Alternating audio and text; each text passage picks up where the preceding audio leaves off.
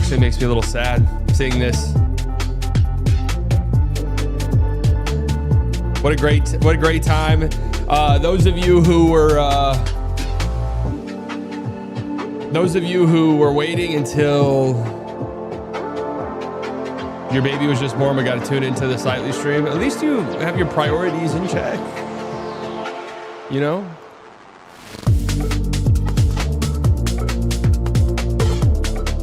Can't say you don't have your priorities in check. By the way, I am live right now on Twitch, if you prefer that platform. Just gonna test it out. I mean, I don't know. I mean, might as well, I guess. But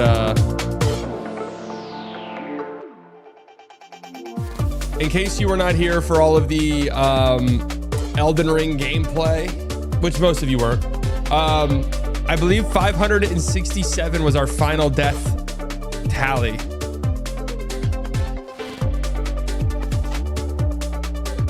Back to the penthouse we go. But we're back and started a new job and can't catch the streams as often. Hope all is well with the ankle king. What up, Tyler? No, things are great with the ankle. It does not feel like the NBA is around the corner, but this is what usually happens around this time of year.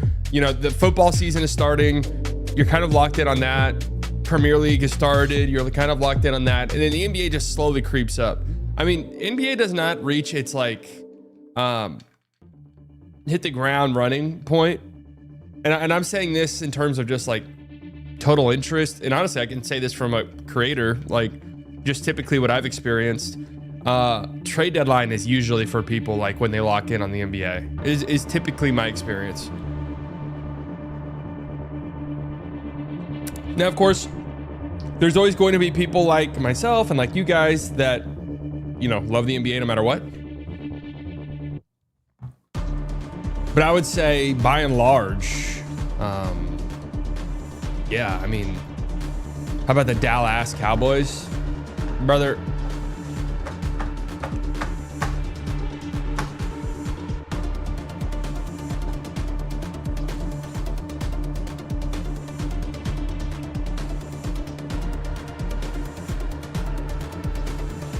I did. I watched the Texas Tech game. I've been watching them this year. Yeah, they are a little bit different.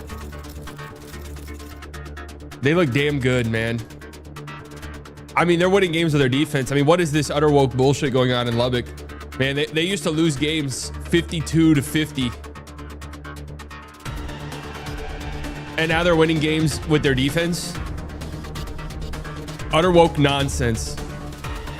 Yeah, let's talk like real quick Cowboys and maybe just some brief NFL talk. I've been watching. I kind of felt like I would get into it, and this is by far, like in years past, I've talked about getting into it. In years past, I've talked about getting into it, and I could just tell around this time my interest waned. I'm pretty locked in still 3 weeks in. I did tweet out yesterday that if the Dallas Cowboys lost to the Chicago Bears, I would make a video essay on why I think Arlington is such a piece of shit garbage hellhole city. And they did lose, and I did. It's on Twitter. I'm thinking about putting this on the Clips channel. Should I do it? It's 12 minutes long. I didn't even know Twitter allowed that long of videos. I did not even know you could put 12-minute videos in there. But yeah, I mean, it was a horrible, pathetic game. I mean, they look god awful, dude. But I'll take solace in one tiny thing here, and the Cowboys are god awful. They'll win 4 or 5 games this season. That's it. I've already accepted that. Whatever. Let's move on with our lives. Where I do take some solace is I'm gonna be a hate watcher of the Eagles. I hate their guts. I've already said this before. I don't really sports hate any teams anymore. There's no basketball team I sports hate. Baseball, I do hate the Astros a little bit. So I guess in a way I'm saying I don't feel like the Mavericks have like a real serious rivalry. I hate the Eagles, man, with a burning passion. I hate them. Okay. So I'll be hate watching them with great interest. I'll be hate watching them. You hate the Lakers? I really don't, though, is the thing. I'm not rooting for them, don't get me wrong, but I don't hate them. I hate the Eagles. Like, if the Lakers won, I'm just like, oh, it's a nice win for the Lakers. You know, if the Eagles win, I'm like, fuck them. I hate them. So I felt yesterday watching them. I'll take solace in this, knowing that the Dallas Cowboys defense has made Caleb Williams look like Joe Montana. They made Russell Wilson look like Tom Brady. And yet Jalen Hurts couldn't even score any points in the second half of the game against this Cowboys, horrible, pathetic Cowboys defense with A.J. Brown and with Devontae Smith. I do think he's fucking trash. I just don't think he's good. That's really it. I think he is, like, people have said this, and it's so true. He is definitely the Jason Tatum of the NFL. Except I will say Tatum is way better than Jalen Hurts. But he is the Tatum of the NFL where it's like, yeah, he's good. You know, but like his fans, and Eagles fans want him to be in conversations that he's just simply not in at all. And so it really kind of changes how people talk about him, if that makes sense. I had an old coworker who had her store broken into by Eagles fans after the Super Bowl, and they used the bathroom and trashed the place. Didn't they literally eat? Was that at the Cleveland parade or was that the Philly parade where someone literally ate horse shit off the ground? That's one of those things where someone's just like, hey, bet I won't eat this horse shit off the ground. Everyone's like, what? Like, dude, do you want to eat that? Like, why would you even say that? In one of my fantasy leagues, I don't fucking understand this at all, but in one of my fantasy leagues, one of my friends is constantly like trying to like reverse, like curse himself into winning games by making bets that his team will lose. Like he's basically gambling against his team, his fantasy team, but his bets are like, I bet you that my team loses, and if I win, I have to eat 10 hot dogs in a week. If I lose, you have to eat 10 hot dogs in a week. And it's just like, bro, do you want, like, do you just want to eat hot dogs? Like, what is this infatuation with fucking hot dogs?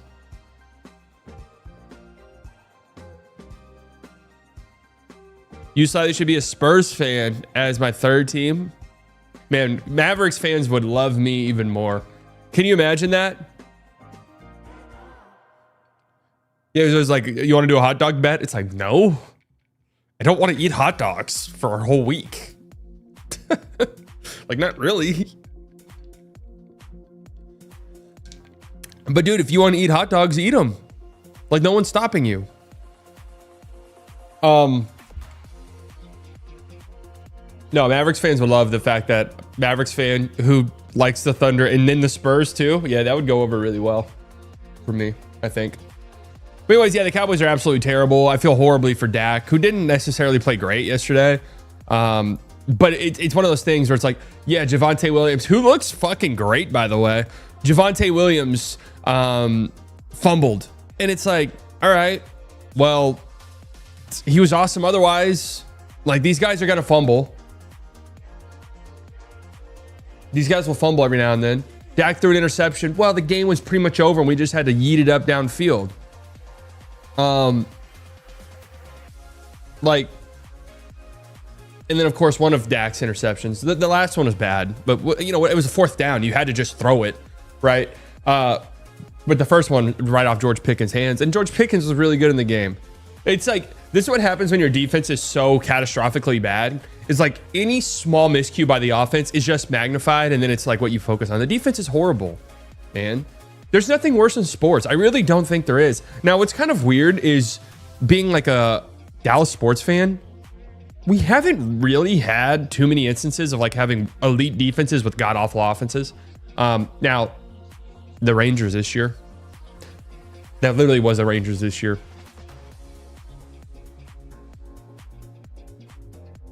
Could be the Mavericks. Let's just be real. It could be.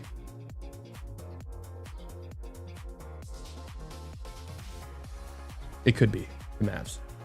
But anyways, I'm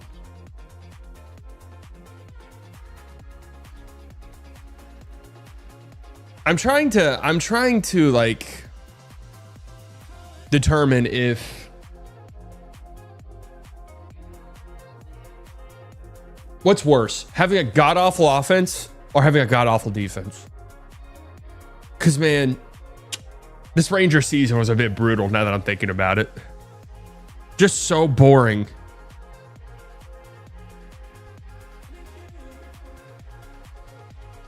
Yeah, I think defense, because at least with offense, all throughout the season for the Rangers, and it ended up not working out. But all throughout the season for the Rangers, it was like, well, if they get hot offensively, this team could be elite, right? And I think it's easier to get hot offensively. Defensively, it's like there's no hope.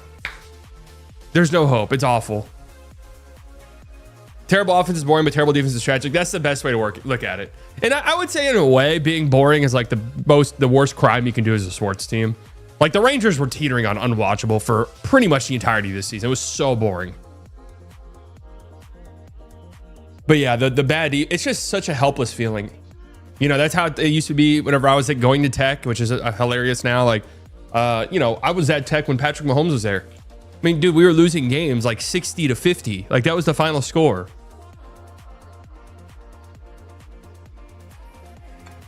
But it was helpless because it was like,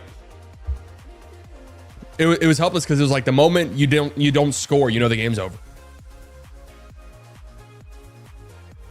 You know, the same goes in basketball. The moment you have like a 3-minute shooting drought, you know the game's probably over.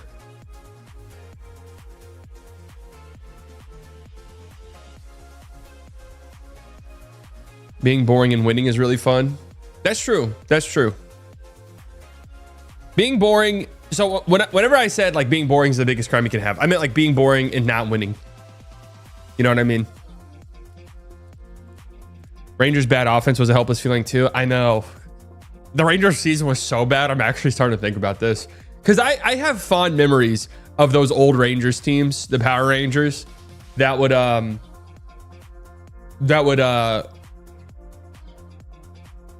hit a ton of home runs, put up a ton of runs, but their pitching and bullpen was just so fucking horrible that they'd lose games like 8-6. But there was some fun there though. Like, that was kind of fun. I think I'd rather watch those teams than this year's Rangers team. Maybe it differs by the sport.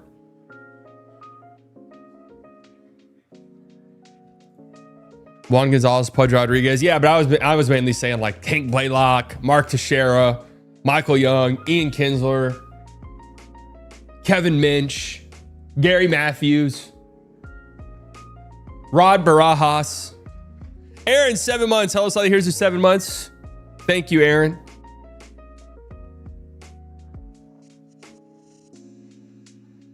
Gerald Laird.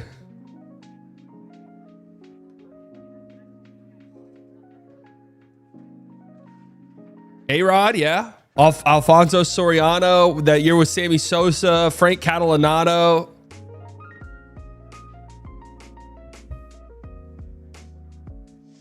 Jerry's got to be the worst owner, but the greatest marketer of all time. Most valuable franchise where the fans all have Stockholm syndrome. Has he even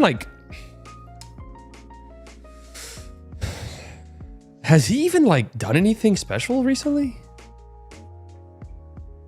Names I forgot. I knew. Guys, when I tell you I was so deep in the Rangers back in the day, I mean it, man. I mean it.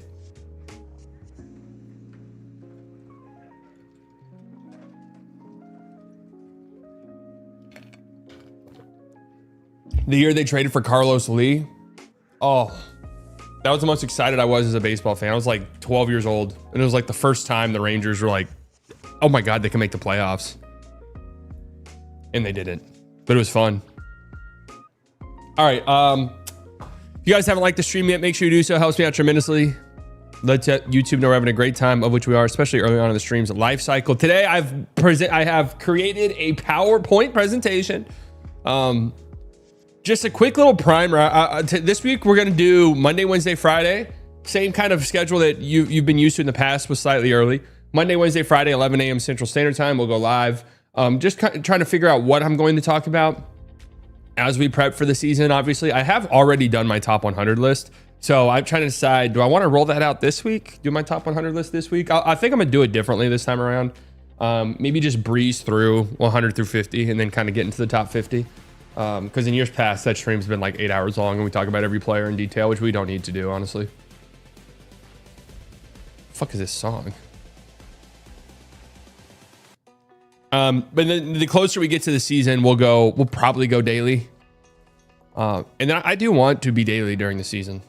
Just working on some stuff behind the scenes, getting all these things figured out. I do want to have guests on and stuff getting all of these things sort of figured out. This week will just kind of be like my preseason, if you will. The Dallas Mavericks tip off in a month. 1 month away. Think Dennis Smith Jr. could take a roster spot? Great question, actually. Yeah. Let's talk about that real quick. I mean, Dennis Smith Jr. and the Mavs have been flirting with each other for a very long time at this point. I'm not sure. It's quite interesting to me. I don't know.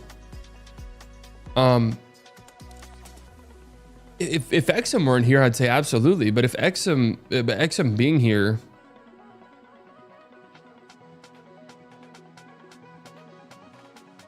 I Dennis Smith Jr. or Hardy. God, they're just not comparable, man. I mean,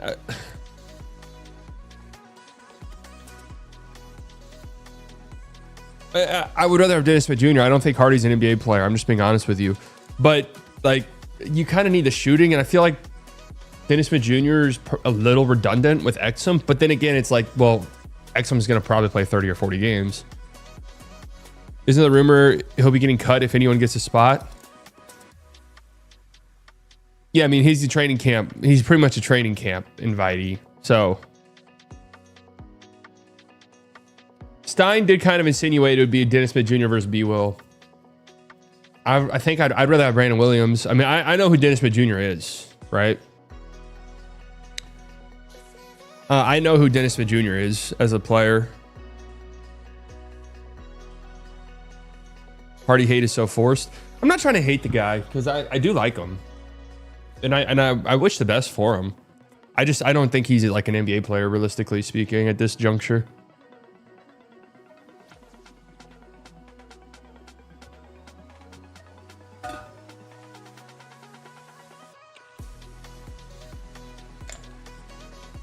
The thing is if your team was a little bit differently constructed, I could definitely see a pathway for Dennis Smith Jr., but especially from your guard position, God, you're going to need somebody who can shoot the fucking three.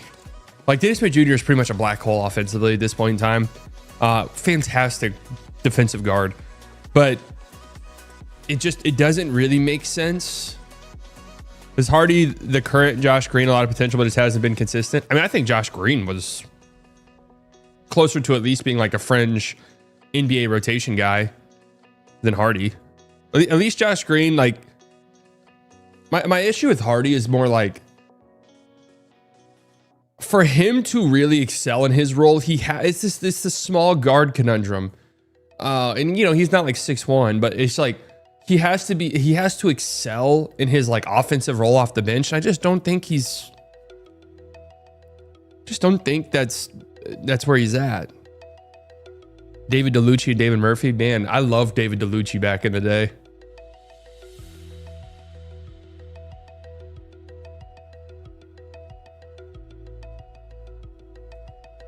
So I'm interested. I'm happy. It makes me excited. I mean, I love Dennis Smith Jr., man. Obviously, it didn't really work out, and it didn't really matter because they got Luka the next year. But man, I was so high on him. I wanted him to work so bad. Just thought he was so cool. Just thought it was so fun to have a guy like that. You know, the idea of Dennis Smith Jr., if he could turn into everything he could turn into, this uber athletic guard who can dunk and jump from the fucking free throw line and dunk. He can't do that, obviously. That's such a fun, exciting player to have on your team. And it just didn't work out. Still got robbed in the dunk contest his rookie year.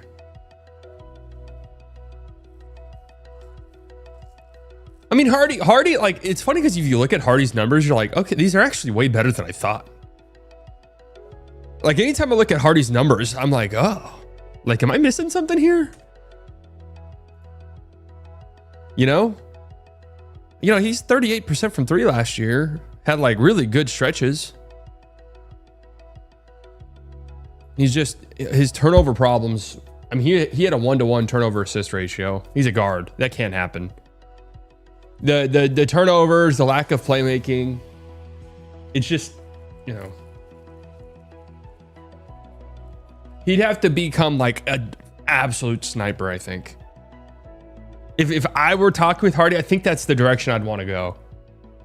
Whereas, like, can we get you to 40+% from three on high volume? Can you do that for us?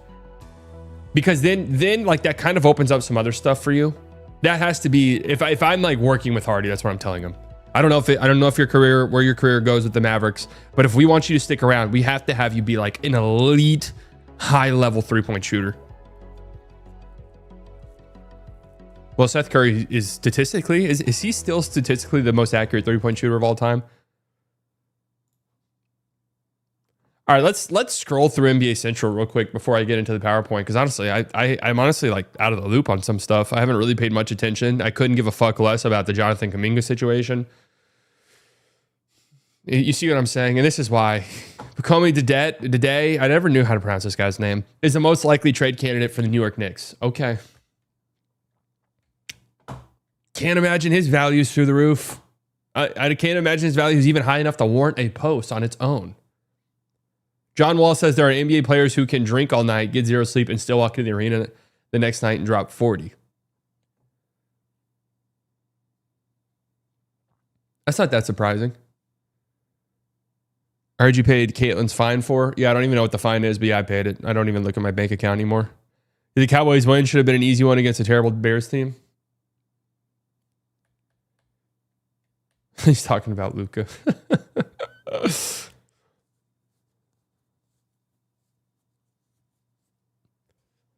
Steph Curry was voted the best American player in the NBA.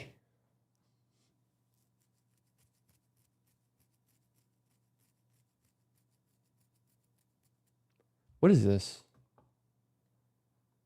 What's this poll? I'm interested in looking at that. I mean, I'm sorry. Steph Curry's not better than Anthony Edwards right now. He's just not. He just isn't. NBA offseason survey. Ooh. Ooh la la. All right. Quick and easy. I like this. NBA offseason survey. Best, worst, summer deals, LeBron's future, and finals picks. Let's go. Tim Bontemps and the gang. Let's do it. When me and my gang pull up. Who will win the MVP? Getting right into it with Jokic. It's 7 votes. Shea with 5. Luka at 4. Wemby 2. Giannis 1. Anthony Edwards 1. So obviously, we're going to do all of our predictions and preview streams later. I'm going to be honest with you guys. In my heart, I'm for some reason feeling Giannis. I don't know what it is, man. I am feeling Giannis. I do think, though, with the TV, I just read the TV deal thing, but with the narratives and stuff like that, God, if Luka's healthy and they're not bad, if they're like a top 3 or 4 seed, I just don't know how Luka does not win it this year. You know? Jokic, is this kind of the similar to when Embiid won MVP in what was that, 23 or 22? And it was like, oh, well, that probably should have been Jokic's. So next year we're going to give it to Jokic.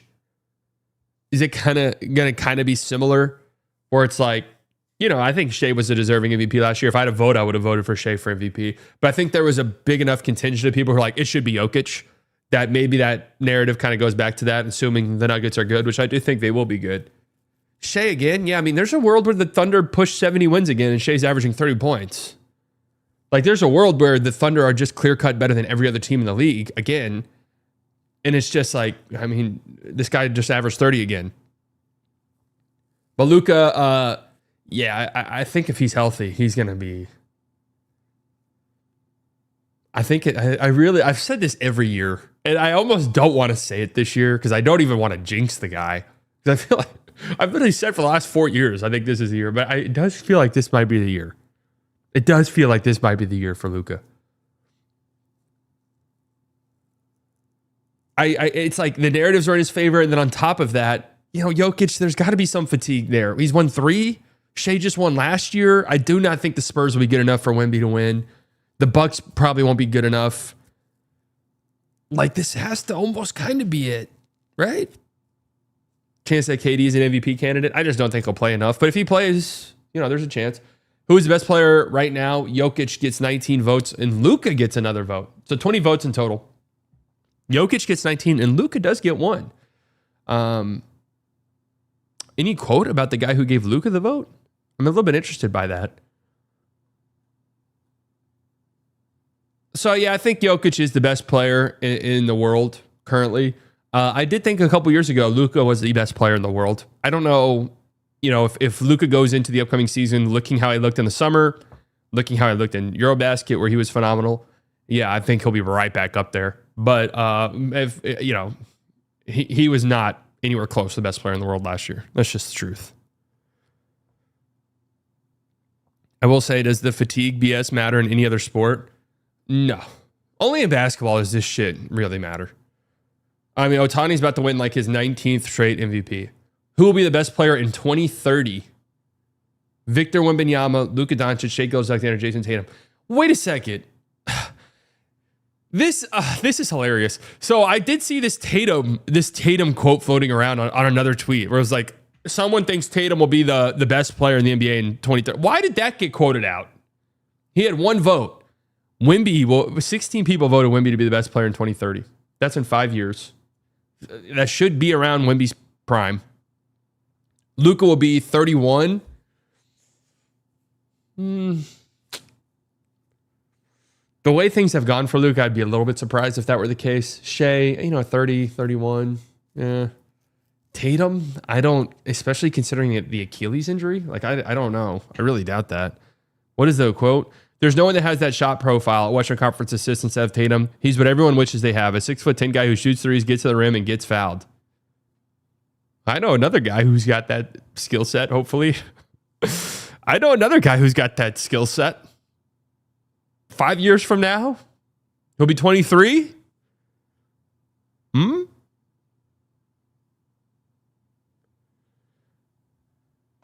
I think Wemby has the best chance of any of these guys just because he'll be in that age range, right? He'll be 27 years old. That's usually around peak. I am surprised no Anthony Edwards love. Who's the best American player right now? We saw this. This is what brought us here. Steph Curry at 11, Ant with 8, Donovan Mitchell with 1. Donovan Mitchell, really? What is the argument for Donovan Mitchell over like Anthony Edwards or Steph? I could maybe see a Steph argument, maybe. I'm surprised Ant is not the answer to this, but I guess it makes sense if they're like pulling scouts and executives because you still do have to you still have to plan your entire defensive game plan around Steph Curry. I mean, you do with all major stars, obviously, but Steph Curry with his floor spacing and stuff like that. I'd personally say Anthony Edwards, but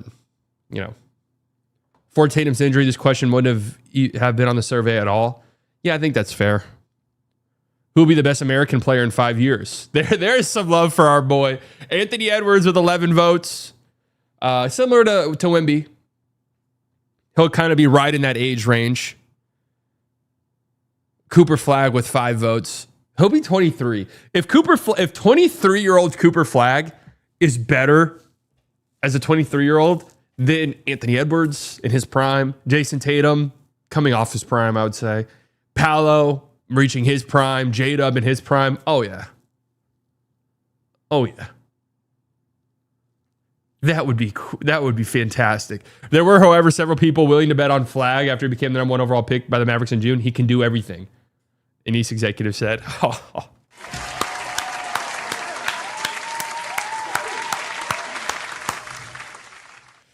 Oh, yeah. I'd love to see that. Who will win Rookie of the Year? Cooper Flagg with 19 votes. Con Knipple with 1. Interesting.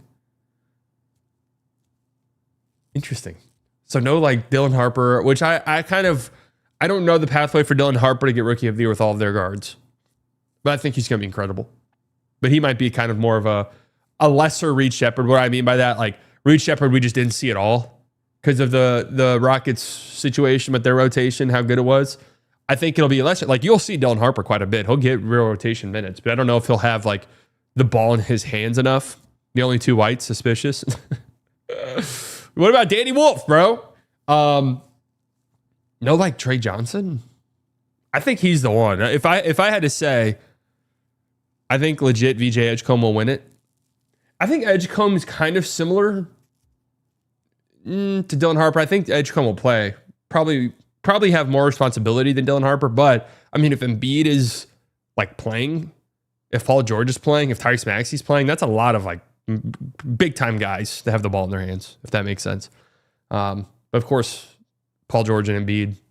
I mean, Paul George is almost certainly missing the start of the season. Embiid, who the fuck knows? I honestly think Trey Johnson's got a really good. He would be my number 2. He'd be my number 2 right now in terms of rookie of the year if I had to pick one. The second guy, but obviously, yeah, Cooper Flagg. I've seen the Embiid picks. Yeah, the love for Flagg scares me. It just does scare me a little bit, man. It really does. Young and handsome. Who will be the best player from the class of 2025 in 5 years? It feels like a redundant question. Cooper Flagg with 18 votes. Dylan Harper with a vote. I could see it. I really could. I could see a world. And I think I've talked about this before. I don't remember where. I could see a world where Cooper Flagg is fantastic and Dylan Harper is still seen as better. Because Dylan Harper does have that really high ceiling. Ace Bailey, yeah. Harper Wemby gonna be generational. Yeah, that's a fantastic pairing. It's a fantastic pairing. He reminds me a lot of Anthony Edwards entering the league. An East executive said of Ace Bailey. Super talented, but a lot of questions. But the ease with which he creates shots at his size is something you can't teach. Yeah, I think Ace Bailey is. God, I just go back and forth on what I think about him all the time. Flagg, super high on. Dylan Harper, super high on. VJ Edgecombe, super high on. Not somebody that I would like vote for this, because I think a lot has to go VJ Edgecombe's way to him like really reach his peak ceiling. But he has an incredibly high ceiling if he does get there. Not sure if you talked about this, but did you see Kyrie's injury update he gave? What did he say? How recent is this?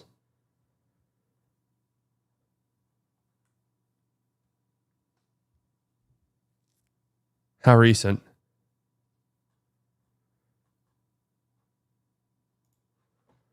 Where will LeBron James be at the start of the 26-27 season? Los Angeles Lakers, 7 votes. Retired, 5. Oh, man. Do we really think LeBron's not doing a big going away party? Like, really, deep down, do we actually think LeBron's just going to hang it up without a big song and dance? I just have a hard time imagining that. I have a hard time imagining LeBron James isn't going to be doing a whole retirement tour. Cleveland Cavaliers, 4 votes. Yeah, okay, I could see pathways. Golden State Warriors with 2. Somebody voted the Mavericks. Oh, man. And then Miami Heat with a vote. I don't see Miami at all. I could see these other teams, though, including the Mavericks. I absolutely could see it. If I was taking the Lakers or the field, they said, I'd take the field, but I'll take the Lakers over any specific team, especially given they are the one with the clear path to pay him. That's actually a pretty good way of looking at it. If you had to say one team for certain, I think I would say the Lakers, but do I think he's going to be on the Lakers? No. Does that make sense? Did anything I just say make sense? Which team had the best offseason? Who do we think they're going to vote? I'd say Denver, right? I think consensus was Denver had probably the best offseason, Denver or Atlanta. Now, I'll throw out the Mavericks. I don't give a shit. I don't give a fuck. I'll throw out the Mavericks. Oh, yeah, Rockets. They have the Hawks. Okay, a lot of things going on. They have the Hawks with 7 votes is the most. Yeah, I think the Hawks ceiling, I think, probably raised more than any other team in the league this year. Denver Nuggets, 4 votes. They had a great offseason. Rockets with 3. Thunder with 2. Interesting. I mean, they did have a good offseason extending all of those guys. Obviously, it sucks. Sorber got hurt. But I like what they did in the draft. I don't know how you could say they had a better offseason than like the Hawks. The Magic, yeah. Clippers. They did some good stuff. I don't know with all of this Kyrie or Kawhi shit going on if I could in good faith say the Clippers had the best offseason, because that's going to hang over their heads big time. Lakers, no. Just no. Sorry to say it. Sorry to say it. Which team had the worst offseason? Pelicans? Yeah. Man, this would be really funny if Derek Queen ends up being great. Like, this would be really funny. If Derek... Now, the Jordan Poole, CJ McCollum thing, I still do not understand to this day. I still do not understand the Jordan Poole one. Like, I'm trying to think about it. But it doesn't make sense. I think you're upgrading for sure. Jordan Poole had a good year last year. CJ McCollum's on the downward spiral, 100%. But, like, do you really need a guard like Jordan Poole? One. And then two, if your answer to that question is yes, like, you couldn't have gotten somebody else who's, like, on an expiring maybe? And obviously, yeah, it wasn't a good omen that they made that trade with the Pacers, which wasn't a terrible trade. To the Pacers, they gave the Pacers their pick back next year to take out another first. And then a day later, Tyrese Halliburton tears his Achilles and is going to miss the entire next season. Like, that one hurt. That one stings. And that was right away. So you kind of knew it was downhill. Suns with 4. Yeah, I mean, I agree in principle with this. Suns and Celtics, to me, should be considered having the worst offseason. I don't care if it's like they had to do it. Yeah, well, you completely and totally closed your window, and that just sucks. Kings, yeah, I think the Kings have had a god-awful offseason. I have no clue what the fuck they're doing. Chicago Bulls, what did they do? Okay, what did the Bulls do wrong? Did I misremember one thing? The Coro for Lonzo trade? Yeah, I mean, that's just whatever to me. I don't think you could possibly feel that strongly about it. What did the Bulls do?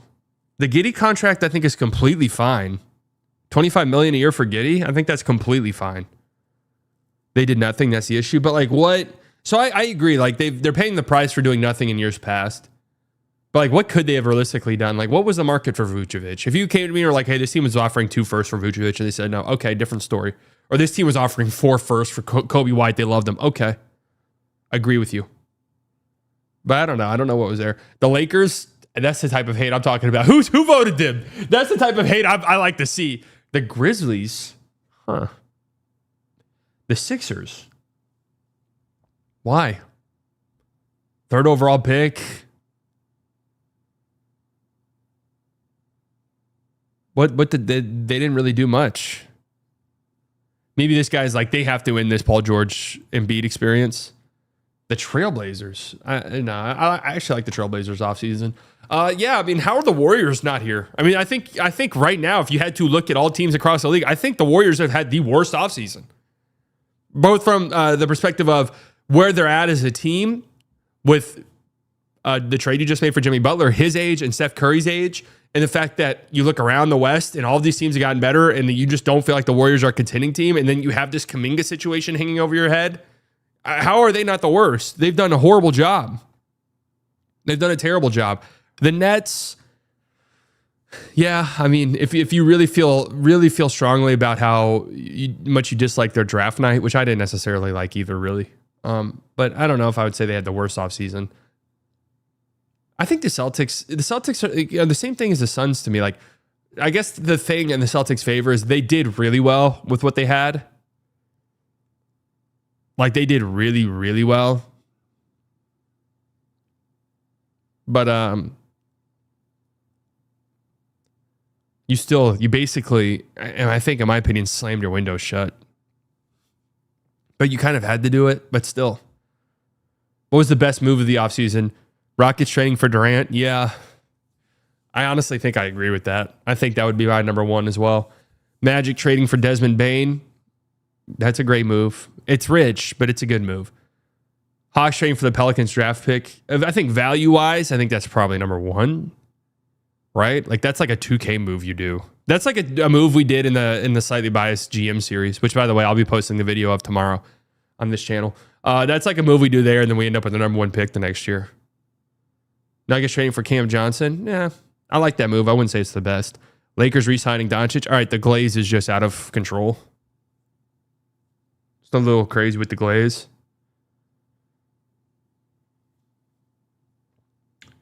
But yeah, I think Rockets trading for Durant's number one for me as well. I mean, they didn't give up much of anything really. That Jalen Green experience was probably reaching its endpoint anyways. You know, they have the people that can replace Dylan Brooks. 10th overall pick was never going to play for them. And KD, I think. KD makes him a title contender through and through. I even though they were the 2 seed last year, I don't know without Durant if I would realistically say that they could win an NBA championship. KD absolutely changes that dynamic. Worst move of the offseason. Pelicans trading an unprotected pick swap. Yeah. Trailblazers trading for Drew Holiday. Why do people hate this so much? I do not understand the hatred for this move. I think it's a really solid move for Portland. Anyone who watched them at the end of last year saw that they're probably closer to at least like a play-in spot than people think. I like the move, honest to God. Suns waving, stretching Bradley Beal. Okay, all right. I have to stop this. I agree. That move sucks. I hate the wave and stretching. Pacers losing Miles Turner in free agency. Yeah. I think they probably saw the writing on the wall with Miles Turner. Suns trading for Mark Williams. We got a Mark Williams hater. King signing Dennis Schroeder. I mean, how on earth is the Bucks wave and stretching Dame and getting Miles Turner not in consideration? You're basically paying, we've done this, you're paying Miles Turner $50 million a year. But that's a great point. That's a great point, Nisha, is that it does if it guaranteed you bring Giannis back, that does change things a little bit. I agree with that. What was the most surprising move of the offseason? Oh yeah, Turner, the Miles Turner to the Bucks, Lillard wave and stretch. Absolutely. That I'm surprised that's not consensus. That was insane. Hawks signing Nickeil Alexander-Walker. There was a lot of buzz about that, even before free agency started. Knicks firing coach Tom Thibodeau. Not really that surprising. Trailblazers trading for Holiday. That one was a little bit surprising. Jonathan Kuminga still with the Warriors. Yeah, that's true. Can I throw one out there? The Giannis situation just turning into nothing, I think was a little bit surprising to me. I thought for sure that would ramp up. But yeah, the Miles Turner thing, that was one of those, is it a league-altering move? Probably not. But that's definitely one of those moves where it happens and you're like, what? What? Capella to the Rockets was surprising, actually. What's the biggest trend of the offseason? Ooh, I like these. I like these questions for scouts. Teams trying to avoid the apron's financial flexibility. I mean, that's always been a thing, really. Teams prioritizing size. Nico Harrison's a visionary.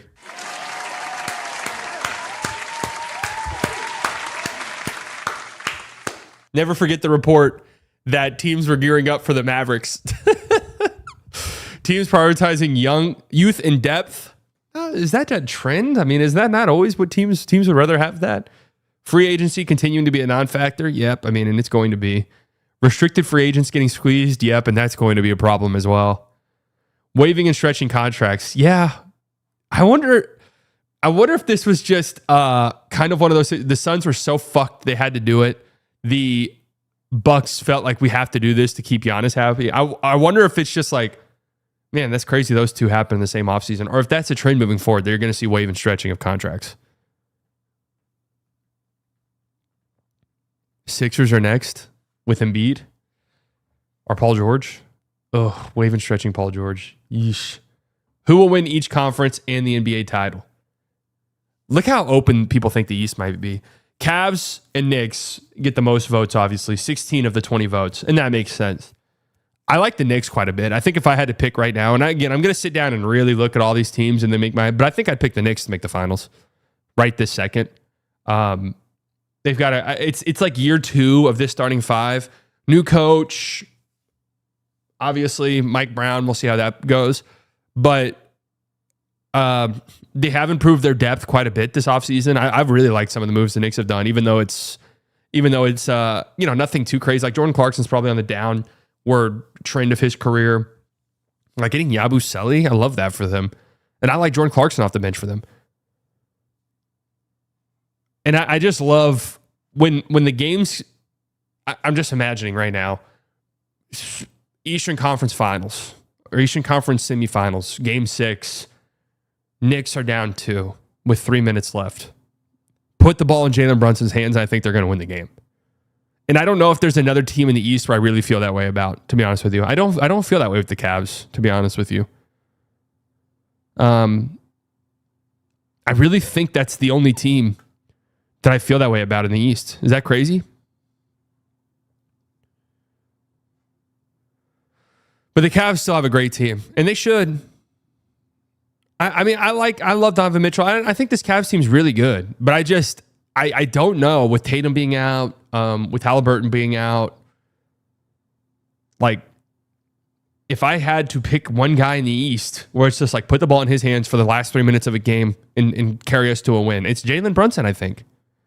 Or Giannis. Somebody did pick the Bucks. I just don't think the Bucks are good enough. But yeah, I think we get a fucking insane Giannis season. I just can't shake that feeling. The Magic get one vote. I think maybe a year too early for the Magic, but can the Magic like win a couple series maybe? Get to the conference finals? Cade? Yeah, I mean, Cade actually could take that leap into that conversation, 100%. Hawks get a couple votes. They're going to be good. I am a trade defender, but it's hard for me to imagine that. It just is. It just is. West, we have 18 votes going to the Thunder and 2 to the Denver Nuggets. And that's the same exact thing for the NBA title. Yeah, okay. Yeah, so no Rockets, no Lakers or anything like that. I do think these are clear cut. So I don't know how it'll shape up in the regular season. I could absolutely see the Rockets being the 2 seed again. Man, getting KD is so big, though. I don't think the Nuggets are as good as people think. I think despite hiring a coach a week before the fucking playoffs started, firing your coach pretty much a week before the playoffs started, Jamal Murray being sluggish, and that could just be a Jamal Murray thing at this point. Michael Porter Jr. playing with one arm, basically, and just horrible depth. No center depth. I think you can make arguments the Nuggets were the second best team in the league last year. Like they pushed the Thunder, and I know the Pacers pushed the Thunder to a Game 7 too, and who knows what would have happened if Tyrese Halliburton didn't get hurt. But like, I weirdly just didn't ever feel like the Thunder were actually going to lose to the Pacers. I actually thought the Thunder were going to lose to the Nuggets. I thought the Thunder were going to lose to Denver. So I do think these are probably the 2 best teams, with the 2 best like title contending teams. And I don't know, the Nuggets could finish 4th in the West. The Nuggets took OKC to 7 with no bench and a hurt Aaron Gordon. They got better. Yeah. And a hurt Michael Porter Jr. Like he was playing with one arm. That is true. The Nuggets did get pushed by the Clippers, but I thought the Clippers were awesome last year as well. Is that it? All right, interesting article. That kind of segues us perfectly into what we've got going on today. It still doesn't make sense to me how close Denver was, considering Jokic wasn't extremely dominant or anything, and half their team was playing hurt. I think there was a couple of factors there. I think there was the baby Thunder. You know, I mean, only their second like legitimate playoff run as a team, really. So I think you had that kind of end of game stuff for Oklahoma that wasn't great, combined with, and I say that, and they were, Game 5 was fantastic by them. Yeah, a crazy Game 1 winner, like a crazy Game 1, a little luck for the Nuggets. But Jokic, God, that Game 5, I can't believe the Thunder won that game. Jokic was unbelievable. That's probably the best I've ever seen somebody play in person. I was at that game. That's probably the best I've ever seen somebody play. Like, there was not a single thing they could do.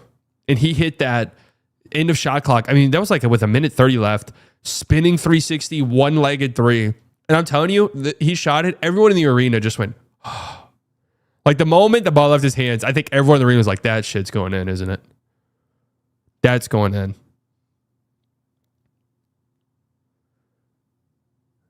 And when it went in, it wasn't even like it was just like yeah, of course.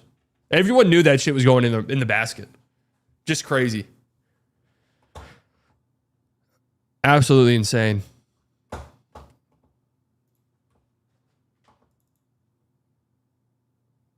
One of 14 from the rest of the squad. Gonna have Nugs fans crying. This is gonna be a really interesting season in the West.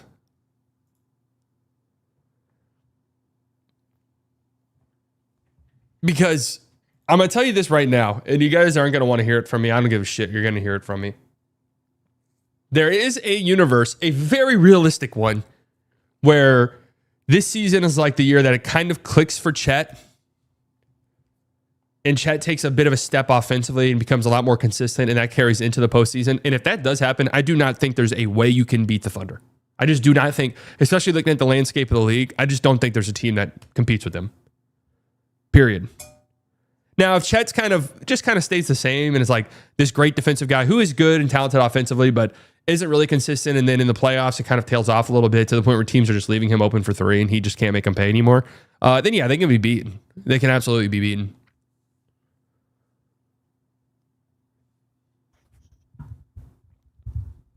Just being honest with you guys.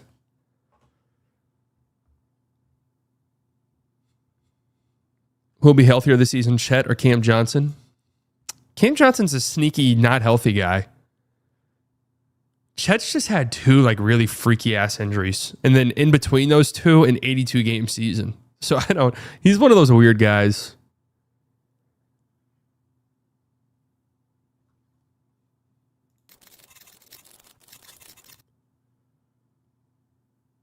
So I moved, and my Mavs vet hat is gonna go to the old address. Anyway, I can change the address it's being shipped to. Yeah, email me. I'll change it. Oh, by the way, I'm not in the stream. I'm getting something else set up. I'm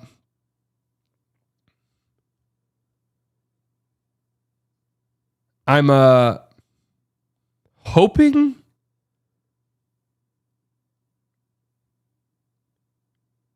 Oh, there you go. I just got an email that the hats will be ready tomorrow. So, yeah, I'll go pick up the hats tomorrow.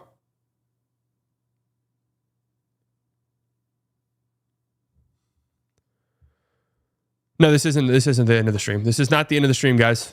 I'll go pick up the hats tomorrow, and then I'll get them shipped out. Hopefully to you guys by the end of the week. You'll have them. So there you go.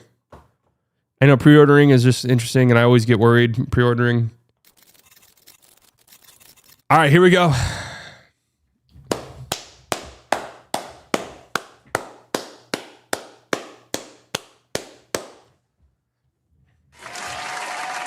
I can't believe it. We are pretty much under a month away from the NBA season starting. Teams are going to have their media days. The teams that are traveling internationally is having it tomorrow. They're hold on a second.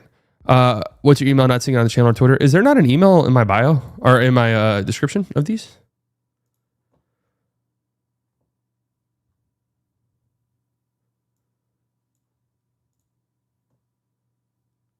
Yeah, there is. There should be an email down in the description.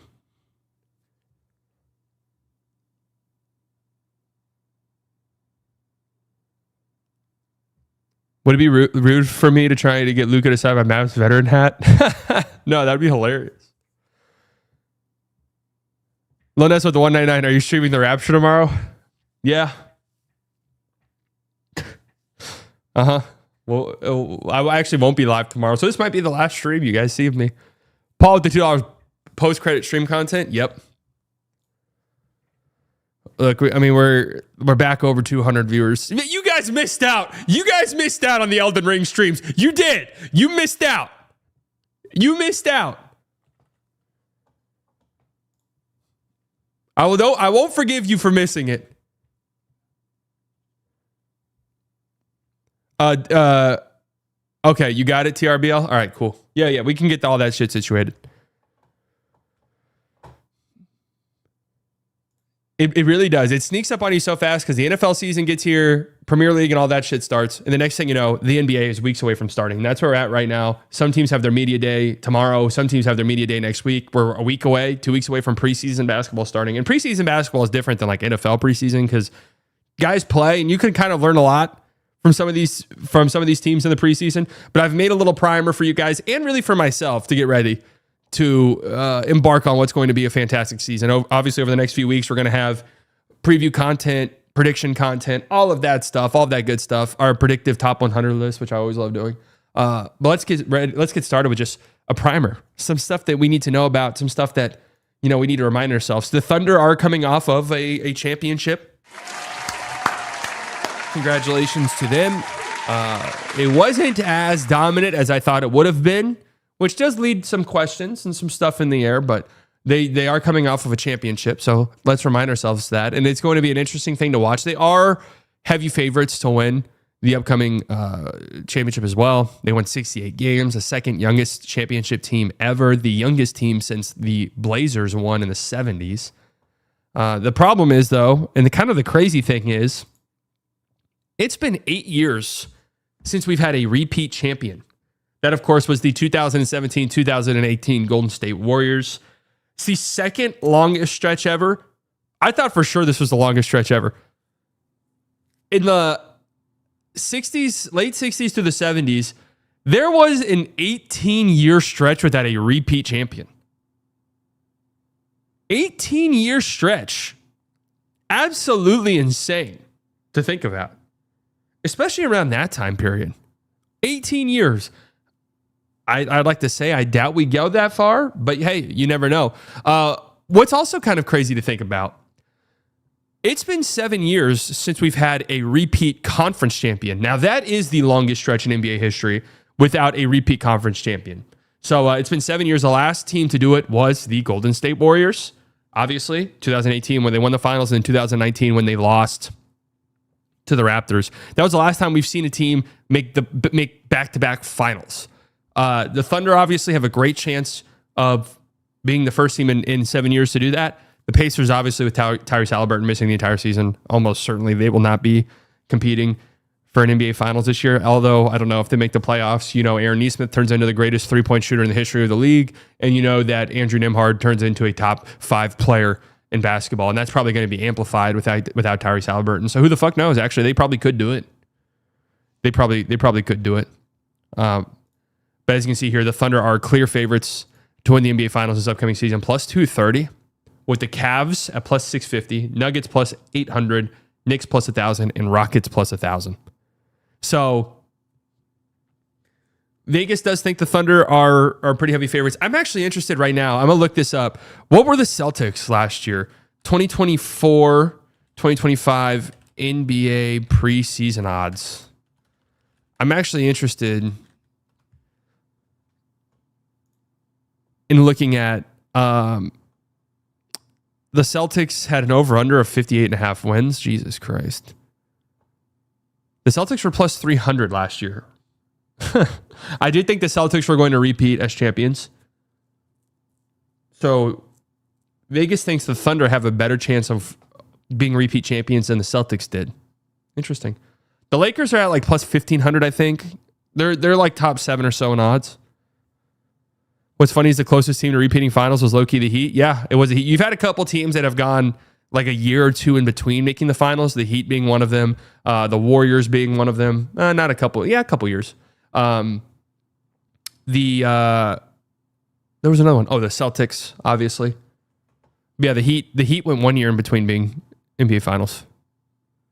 A lot of your explanation as to why OKC could repeat have also been said about past champs. Yeah, I mean, it's been, like I said, it's been 8 years since we've had a repeat champion. I thought the Celtics were going to repeat as champions, 100%. I did. Now, of course, they had like the injuries, but they were down 3-1 before Tatum tore his Achilles. Or they were about to be down 3-1 because they weren't going to win that game when Tatum tore his Achilles. So they'd probably lose that series anyways. But KP was a pathetic joke, obviously. They kind of took a step back as a team. The Thunder, they got a great shot. I mean, they do. They do. The Drew decline killed them quite a bit as well. And that's the thing is the Thunder do not have old guys on their team right? I think another really defining thing of the past postseason, but something that will shape the season is all the Achilles injuries suffered in the playoffs last year. Damian Lillard obviously will not play at all this season. He was waived by the Bucks, picked up by the Blazers. We won't see him at all this season. Tyrese Halliburton's already been confirmed, but we won't see him the upcoming season. That catastrophic torn Achilles at Game 7. I still can't believe that happened, man. That was one of the most devastating sports injuries I've ever seen. That's definitely got to be high up on the list. So we won't see him this upcoming season. And then Tatum obviously tore his Achilles in the second round against the Knicks. With him, it's a wait and see. Now, typically, I'd say I would just bank on guys not coming back the next year off of an Achilles injury. But we'll see with Tatum. I am personally of the belief, I think the Celtics are going to be absolute trash. I think they're going to be horrible. So I'm of the belief that the Celtics will probably be in a position where it's like, maybe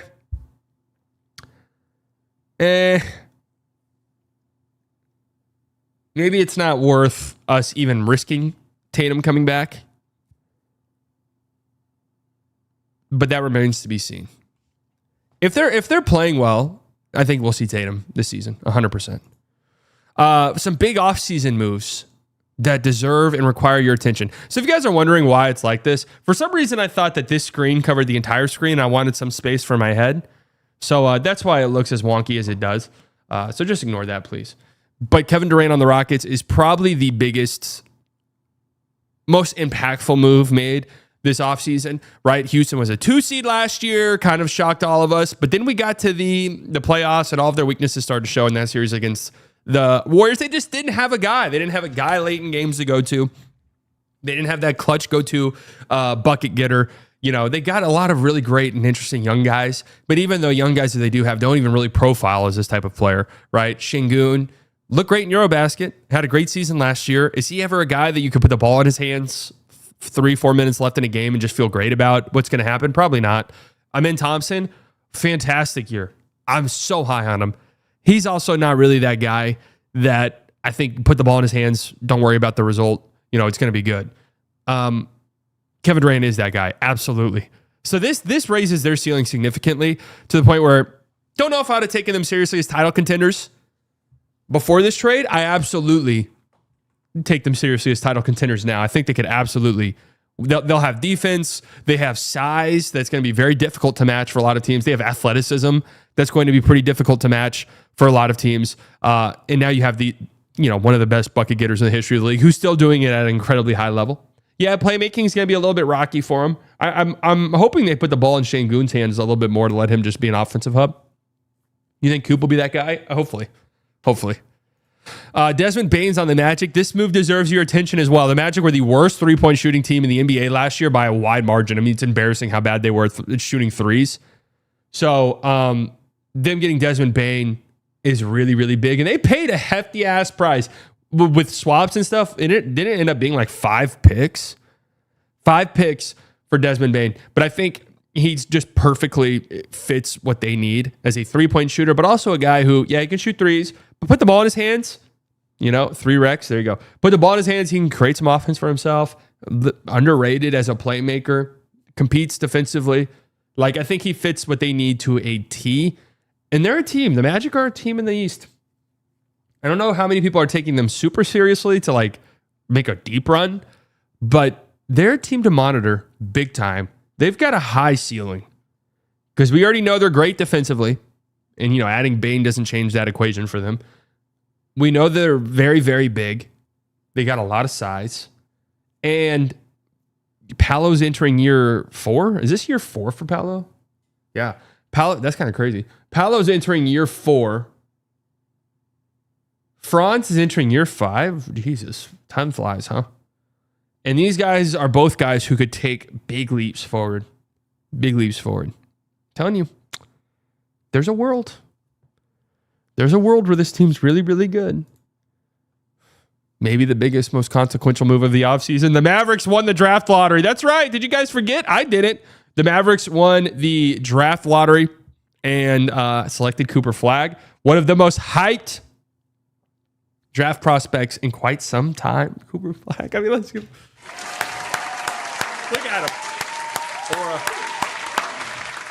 it will be very interesting to watch how he fits on this Mavericks team, but also two, it'll be very interested to see just, how his skills translate to the NBA floor.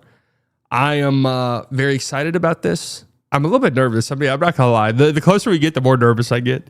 I think he's going to be fantastic, though. And I'm very excited to watch him take on the challenges on this Mavericks team. There's going to be a lot of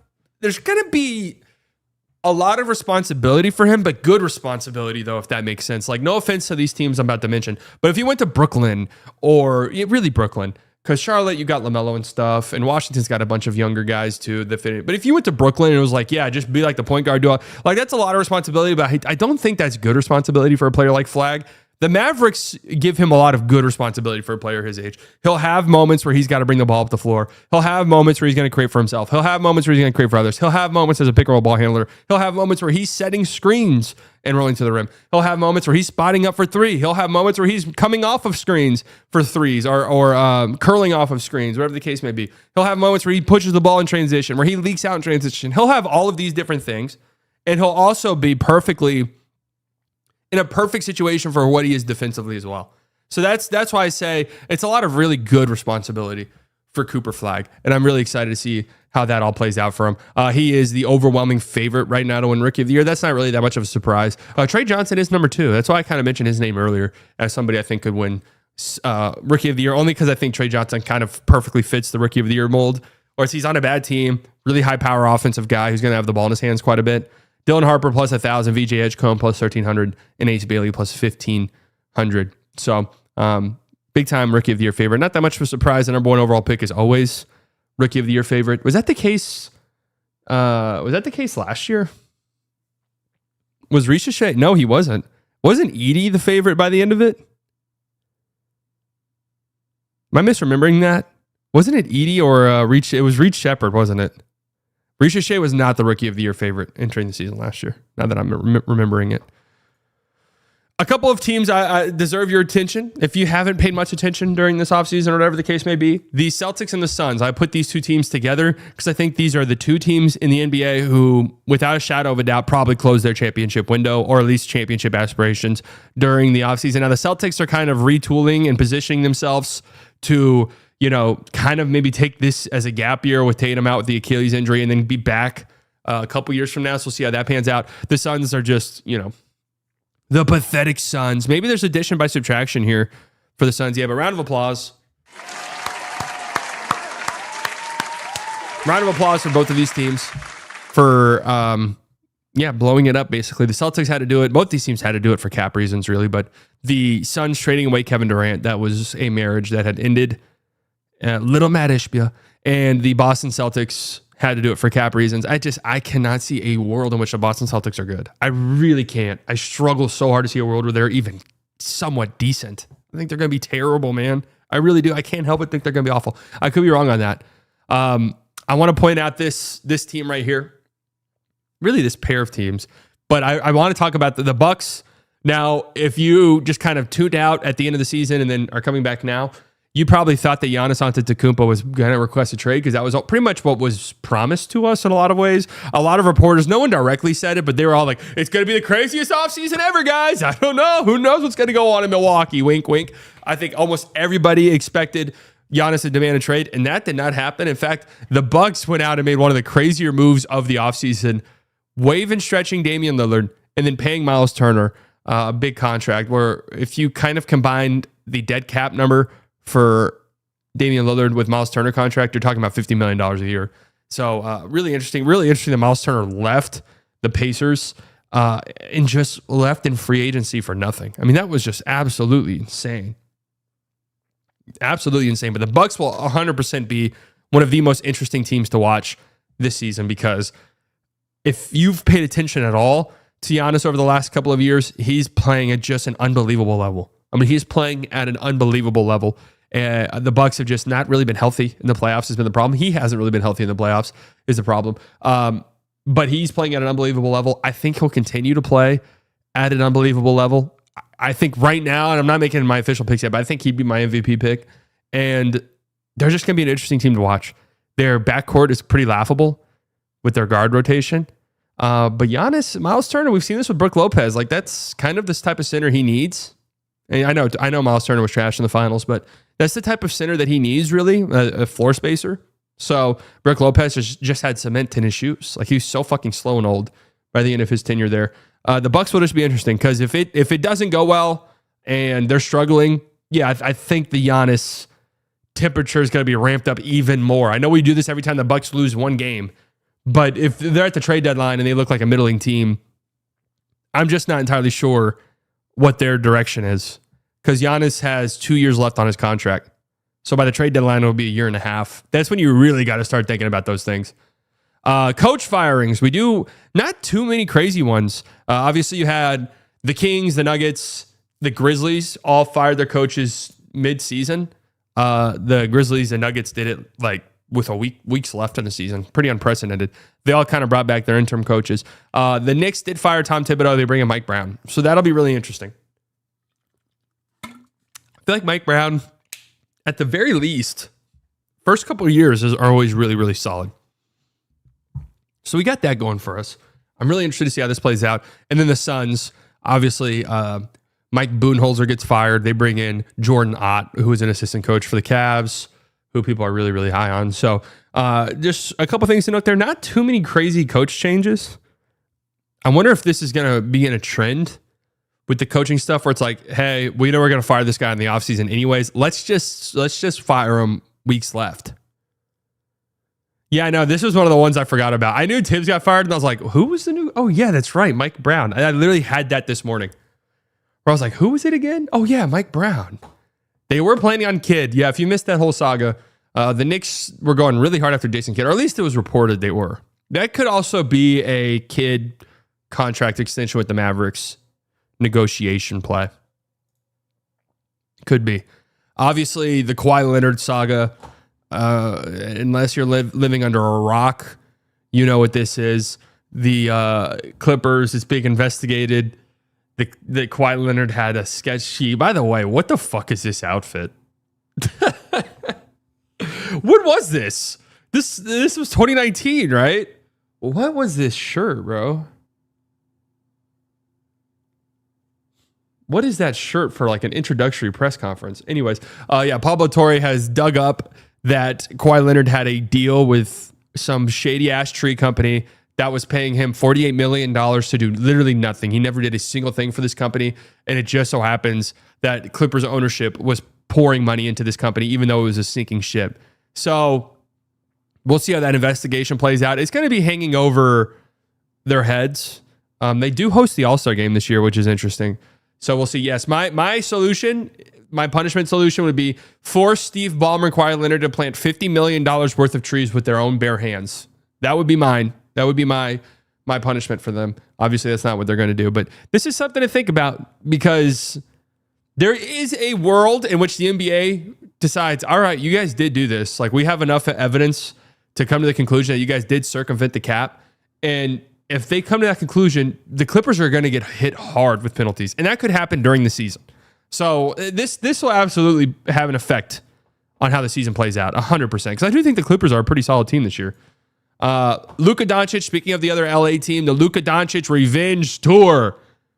First full season with LA for Luka. We've seen it all offseason long. Obviously, that trade is still to this day one of the biggest stories in all of sports. He's in Lakerland now. He's in Los Angeles now. On top of that, he's got a new shoe dropping with Jordan. So they're making a big time push for Luka, and he's lost some weight. We've gotten about 6 or 7 different media magazine covers for Luka. We've had the Overwatch Billboard saga. He was on Good Morning America. They asked him if he was on Ozempic. I would have slapped somebody if they asked me that as a professional athlete, if I was on Ozempic. He absolutely cooked in Eurobasket. The Revenge Tour starts now. All right, I just wanted to say this. All of this shit in the offseason, that's for the birds, right? It's all petty stuff. And it is, right? The Mavericks obviously incredibly petty, don't get me wrong. But Luka obviously doing petty stuff as a get back, which he has every right to do. All of that shit's for the birds, right? The Revenge Tour, the get back starts now. All right. The get back tonight happened last year. Obviously, the Mavericks went downhill, but Luka was recovering from his calf injury and just really didn't look like the Luka we're used to at any point for the Lakers. So if you're a Lakers fan, you can have solace in that, because I watched pretty much every single Luka game with the Lakers. He did not look anywhere near top of his form, Luka Doncic. So you do have that to look forward to. But the revenge tour and the get back starts now. Luka doesn't get revenge on the Mavericks by posing for GQ articles and Men's Health articles that say that he has a 42-inch vertical. Like, that's not the revenge tour for Luka Doncic. The revenge tour isn't like, hey guys, I learned that I need to eat protein and like be healthy and work out. That's not the revenge tour. The revenge tour is showing up and playing. Okay. The revenge tour is being healthy over the course of the season. That's it. If he's on the floor and he's healthy and he's not like battling through some type of injury or coming back from some type of injury, he's a consensus top 3 player in the sport. We know that. That's not really even up for debate, right? And at his peak, the best player in the sport. I thought a couple years ago he was the best player in the sport. That's his revenge. Okay. That's it. He lost weight this summer. That's not revenge. That's for the birds. If he shows up in the season and plays and is healthy, that's the revenge. Because Nico Harrison bet on Luka being unhealthy and Luka not taking his body seriously enough and it being a bad return on investment because he's going to be dealing with injuries constantly. That is the bet the Mavericks took.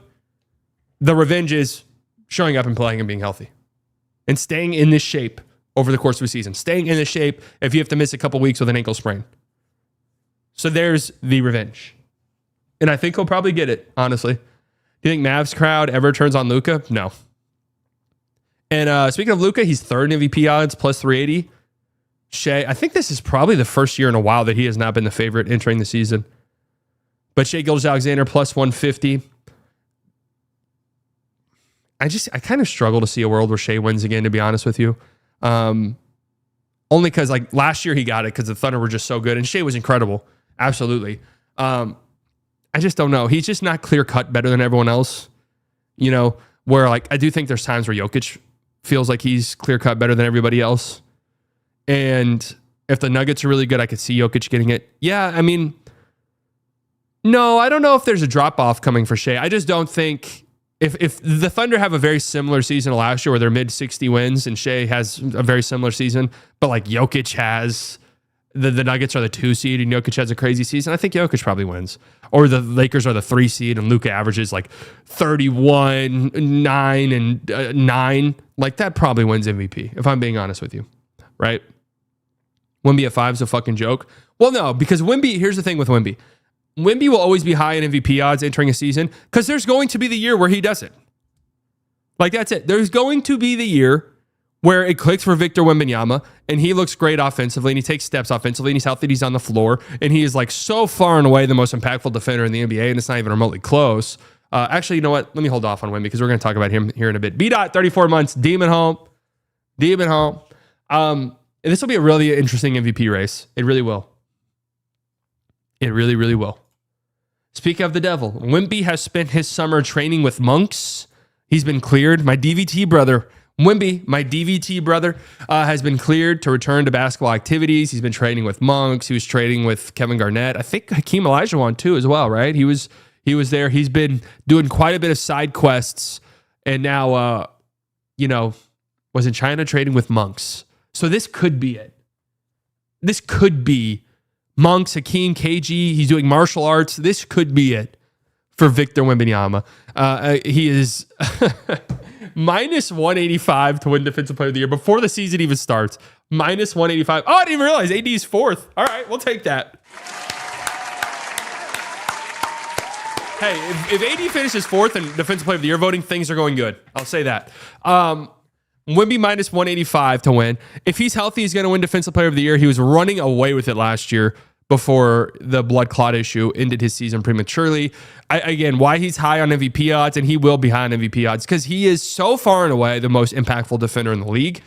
And then combine that with the fact that, yeah, he's shown enough flashes offensively that there's going to be a time where it clicks for him and he becomes an uber impactful offensive player as well. And then when you combine the two, he will be the most impactful player in the league. That's going to happen.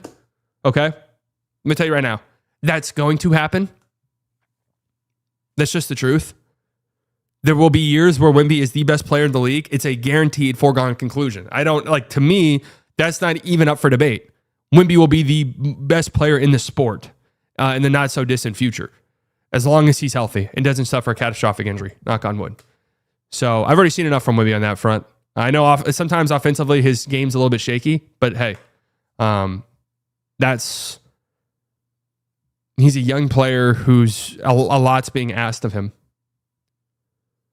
Chet at 2 is some nonsense as well. No, I don't really think so. Yeah, no Mobley here, who just won the award, is a little bit surprising. But no, Chet being that high is not that shocking. I mean, Mobley's on here, obviously. I only did the top 5.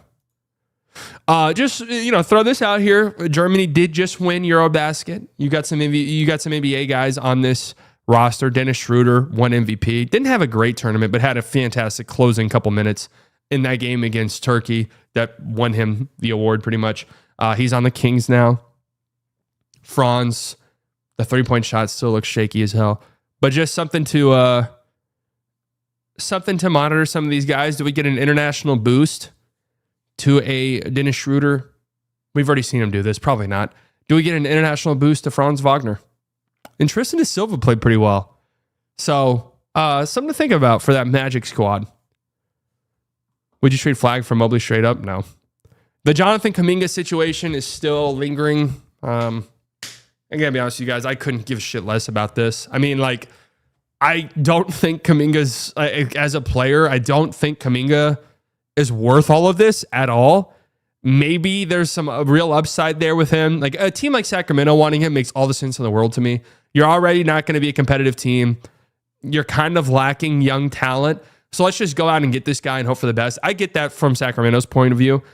For Golden State, you already know he doesn't fit what you have going on.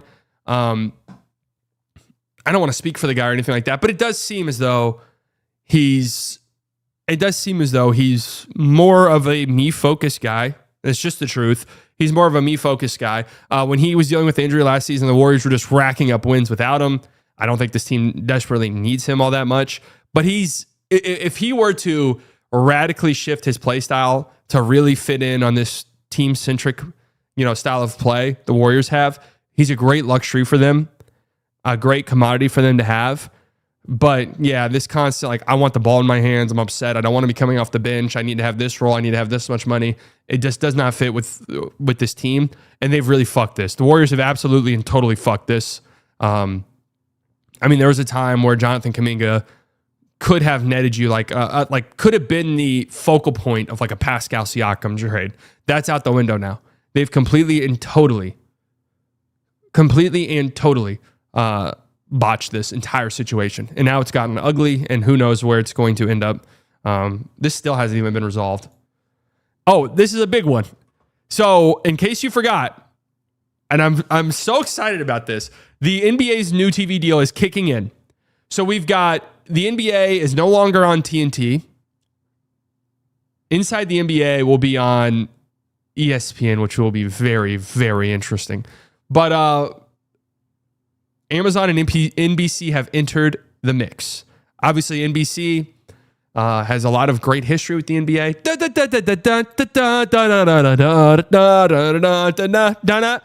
And I'm very excited about what they're bringing to the table. And I'm excited about Amazon. I am. It's another one of these streaming services. I do kind of think, and I feel this, whenever I watch Thursday Night Football on Amazon, I think they kind of get it. I think Amazon gets it. And we know that they'll pour money into it if needed. I'm excited to see. And the crews for both of these networks are good. NBC play-by-play crew. You have Mike Tirico, Noah Eagle, Terry Gannon, Michael Grady. For analysts, you have Jamal Crawford, Reggie Miller, who I think actually gets some undeserved hate. I really do. Grant Hill, Brad Doherty, Derek Fisher, Robbie Hummel, Austin Rivers, Brian Scalabrine. That could be fun. Studio host Maria Taylor. Studio analysts Mello, Vince Carter, who I think is good at this stuff. He's good when he's on NBA TV and stuff. Or he was on TNT, wasn't he? Or was it NBA TV? They kind of do both, don't they? T-Mac, Tracy McGrady. You've got Michael Jordan listed here as a special contributor. I don't know what that's going to look like, really. I don't know how often MJ will appear on there. But yeah, that would be great to see MJ and Reggie Miller, a Kawhi situation. It could be a Kawhi situation. So the NBC crew is stacked. The Amazon crew is fucking loaded. I mean, that's what I was saying. Amazon is not messing around. They're bringing it. I think Amazon recognizes what's happening here, the shift, and like all of these streamers, they want sports. Netflix wants sports. All of these streamers want sports. So Amazon's saying, we are going to corner this market. We're going to corner this market. Amazon's crew, Ian Eagle, one of the best in the business, right? Kevin Harlan, one of the best in the business. Michael Grady. Someone's wrong. I have Michael Grady on NBC and Amazon. Okay. I don't know about Michael Grady. Eric Collins? Is this true? Is Eric Collins really going to be with Amazon? Because that is an absolutely loaded. Yeah, Eric Collins is going to be on that. Yeah, they are loaded. Oh, shit. I mean, Ian Eagle, Kevin Harlan, and I don't know if Michael Grady's on Amazon or NBC. I have them as both. And Michael Grady is pretty good. But Eric Collins, Kevin Harlan, and Ian Eagle, holy hell. That is absolutely stacked. And their analysts are Stan Van Gundy, Dwayne Wade, who I don't think is very good on TV. I got to be honest with you. Candace Parker, who I do think is good on TV. Blake Griffin, hilarious. Dirk Nowitzki. Look at my goat. Look at my goat, man. And I do think Dirk's actually really good on TV. Brent Barry. Brent Barry used to, unless I'm misremembering, Brent Barry used to be on TNT a good amount, didn't he? I do think Brent Barry's actually pretty good. Del Curry. Wow. So is Del Curry and... Because Eric Collins and Del Curry is the Charlotte Hornets crew. Are they done? Well, Del Curry's really good. If you've watched any Charlotte Hornets games on League Pass, you know how great that's going to be. So it's not for everybody. Eric Collins is very animated, but I love it. I think it's fantastic. And I think it's actually exactly what a national broadcast for the NBA needs desperately bad, is somebody who just fucking loves the game. And then you have sideline reporters Cassidy Hubbard, who's really good. You have Taylor Rooks, who's really good. It's gonna be good. I mean, I'm really excited about this. I like Candace on TV, honestly. I do. I think she's fine. You have the Trae Young and Patrick Beverley beef that's currently ongoing. I've said this before. Patrick Beverley's heart just doesn't seem in it at all. I think Patrick Beverley's podcast is dreadful. These player podcasts, man, the bubble has been bursted, right? It used to be like, yeah, just put a player in front of a microphone, whatever. Like the people are interested. Now it's gotten to the point where it's like, but these are just boring and awful. And Patrick Beverley's one's terrible. I think Patrick Beverley's kind of wisening up to this. And it realizes like, I need to go like viral and I have to like be in beefs and like constantly shit on the current NBA. That's what works. But then you watch the clips and it's like Patrick Beverley's heart's just not in it. When he's shitting on Trae Young, it's not in it.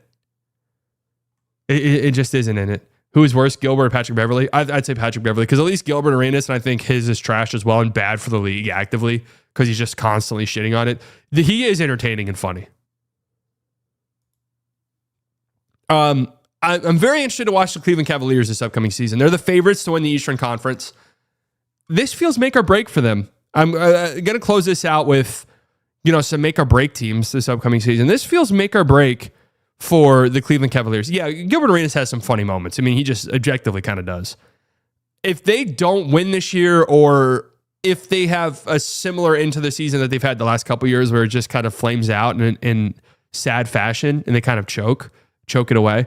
I think this is a completely different team. I think they have to look at making moves, whether that be Darius Garland, whether that be Jared Allen.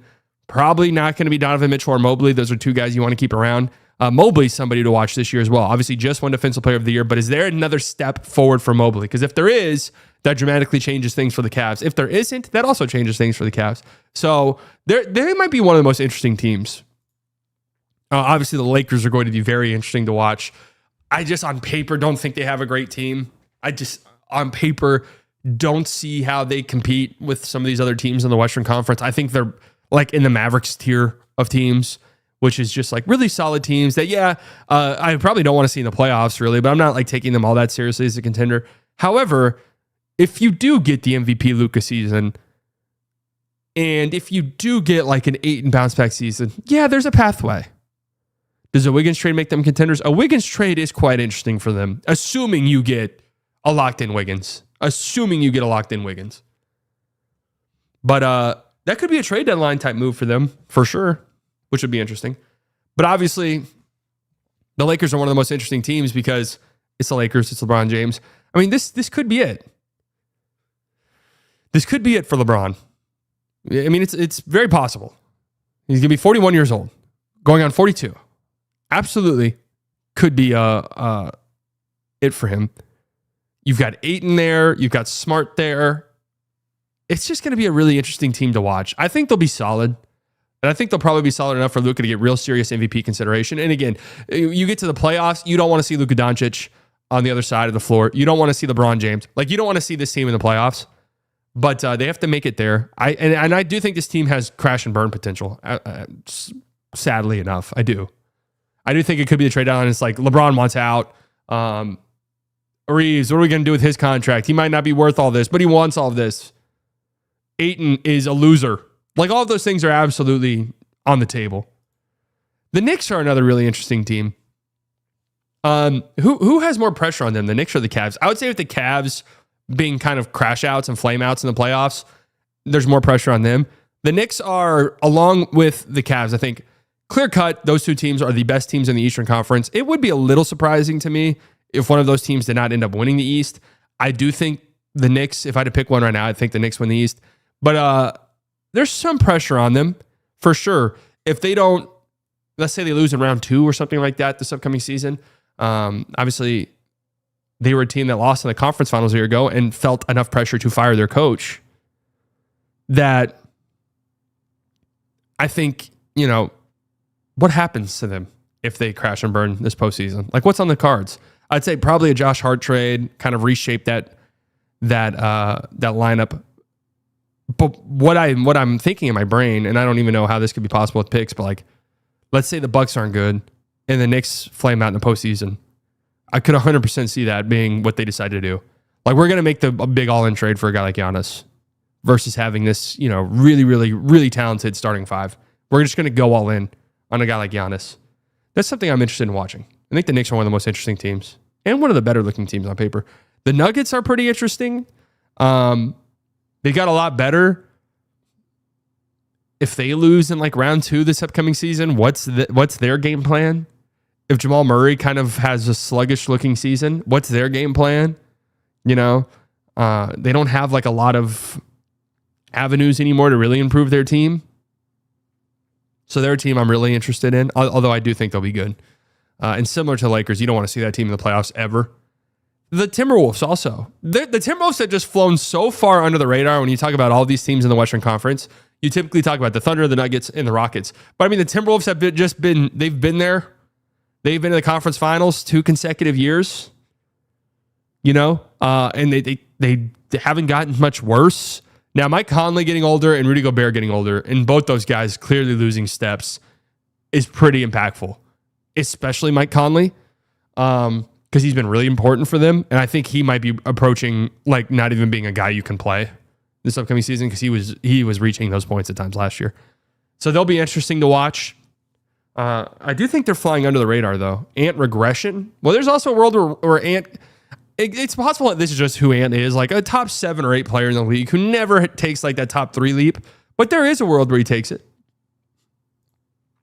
And then, of course, closing this out with my team, the Dallas Mavericks, who, it gun to my head, if I had to say what probably happens, I would say they're probably just like a solid 7 seed or something like that. That, it's fine. You know what their weaknesses are, and their weaknesses are obvious. Probably like not a fun team to play. You're not like looking forward to playing them. But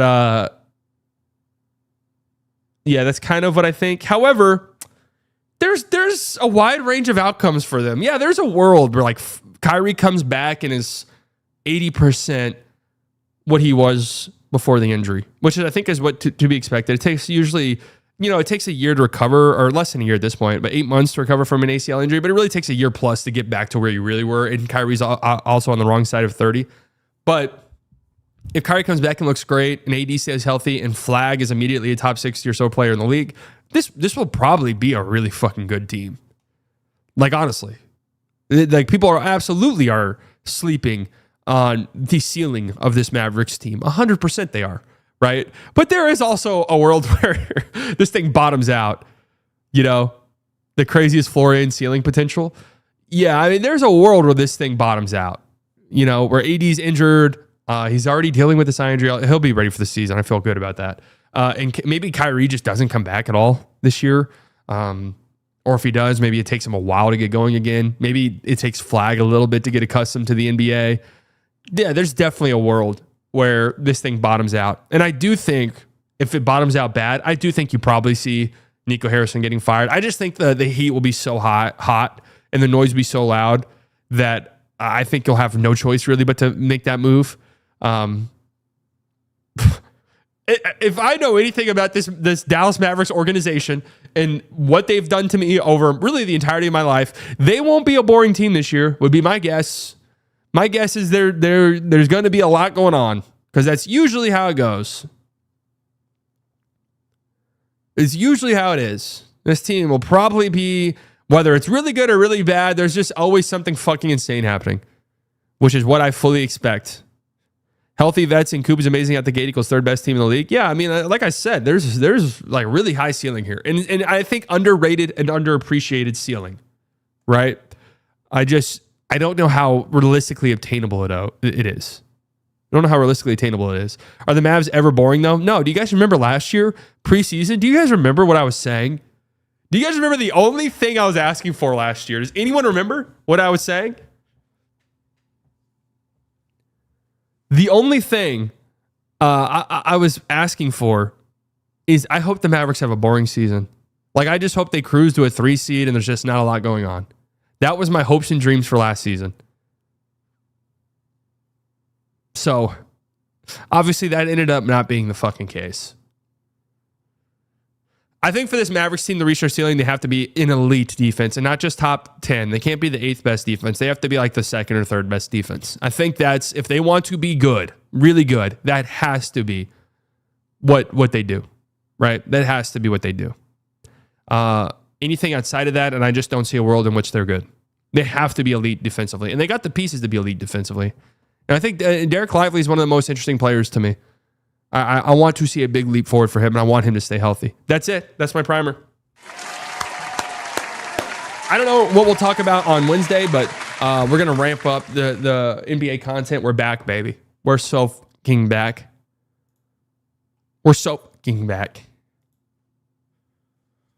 Hey, and you want to know what? If you guys watch my Elden Ring streams, you're my favorite. Oh, God. I got a fantasy football trade offer.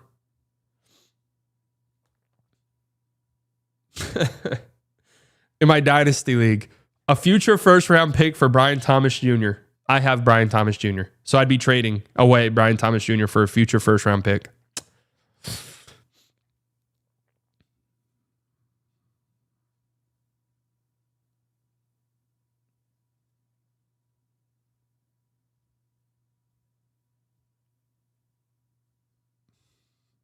It's interesting. How good is this guy's team that's offering me this? Pretty good team.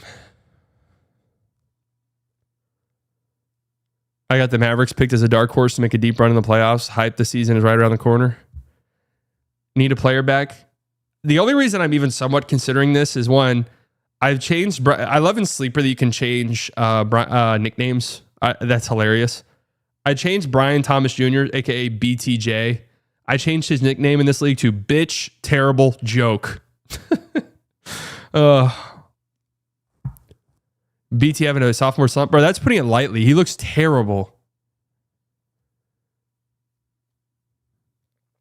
What do the Lakers need to do to be actual contenders?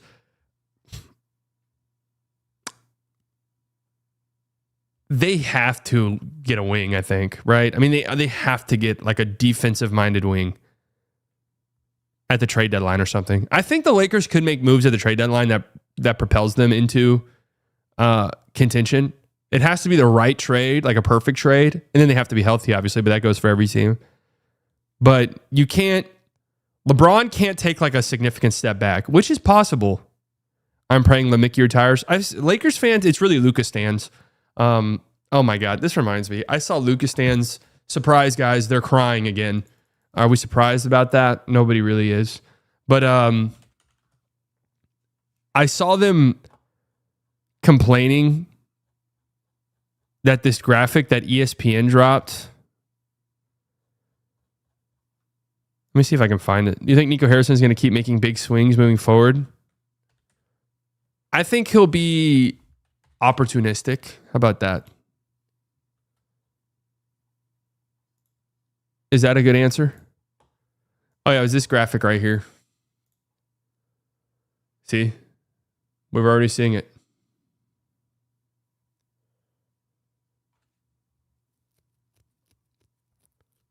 $30 days, 30 teams. Every single team is on here. Nicholas Claxton's on here. God, pray for the Brooklyn Nets, man.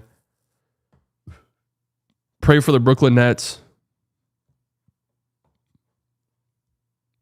Nick Claxton. Who else would you even put? I'm trying to think about it. I mean, Cam Thomas?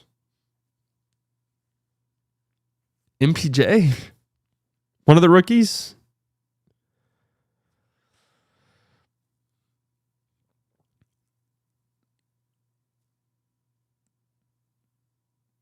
But anyways, it's one player from every team, and the Lakers had LeBron, and people are upset they didn't have Luka. Bro, it's LeBron James, dude. Like, what are you talking about? It's LeBron fucking James. He's like one of the most famous people on the face of the planet.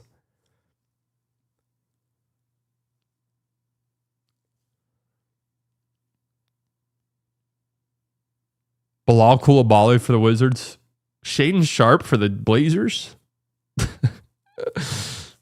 Oh man, this honestly, this is a humbling graphic. I think if you're like looking, if you're feeling good about your team, I feel like this kind of humbles you a little bit. Yeah, I think you see like Jaylen Brown, and you're like, oh. Do you think Luka and LeBron are compatible? I don't. Yeah, I think they are. Luka, LeBron, and Reeves at the same time. Different question.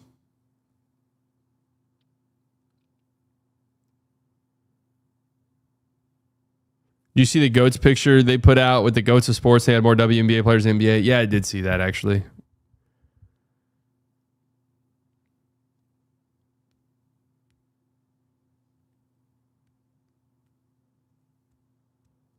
Kobe White.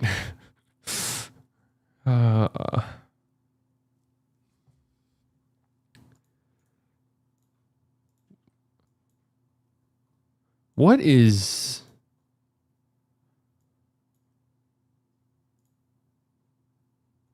What is going on with Jokic in this photo, by the way? Something just feels off. Are his eyes that bright blue?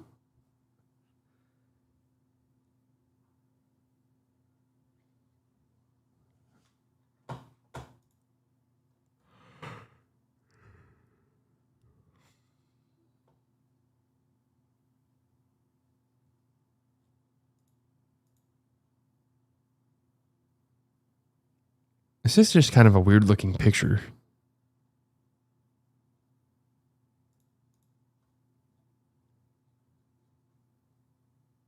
He has beautiful eyes, not that I look at them much. Oh, DQ. DQ! That's what I like about Texas. All right, I'll be live again on Wednesday. What I think about Scotty Barnes. I thought way higher of him last year. Way higher about him last year.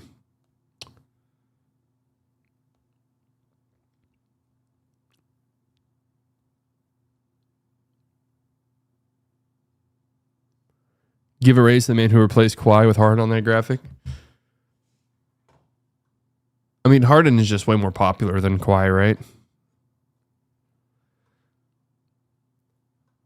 Like, imagine looking at this graphic and you're like, oh, man, Shea, LeBron, Steph, Jokic, Anthony Edwards, Brunson, Cade, Wemby, man. Look at all the talent in the league. Nick Claxton.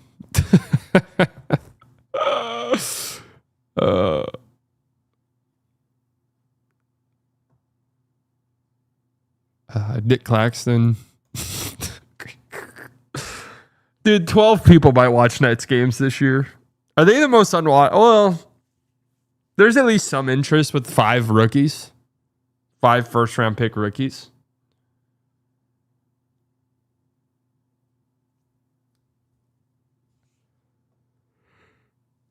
I mean, I don't think I had a single net in my top 100. I guess I had Michael Porter Jr. I mean, Michael Porter Jr. is their best player, right?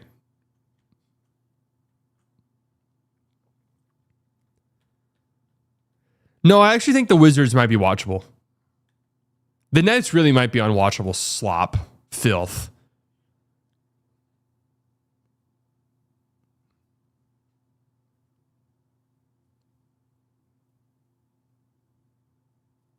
I think the Nets are the only team right now I'd say are unwatchable.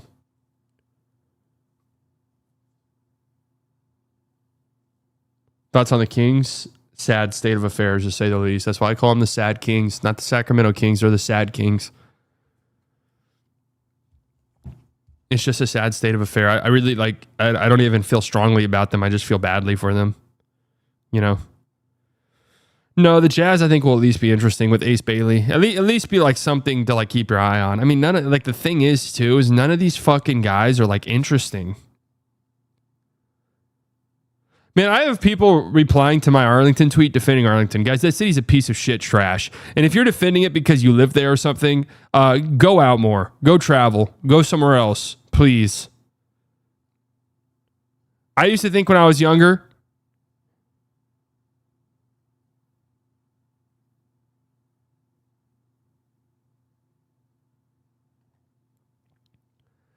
that Dallas was the best city in the world. And then I traveled for the first time in my life. And then I realized really quickly that that's so far away from the truth.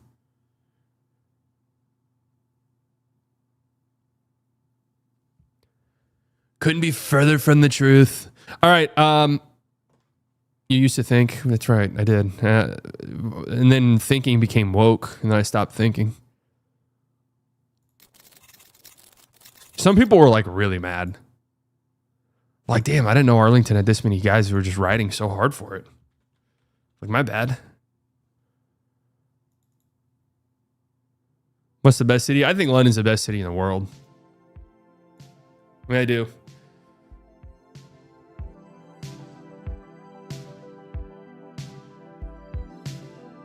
As a DFW resident, Dallas literally success. Yeah, I had people replying. They're like, what? It's just like every other DFW city, maybe a little worse. It's like, well, guess what, buddy?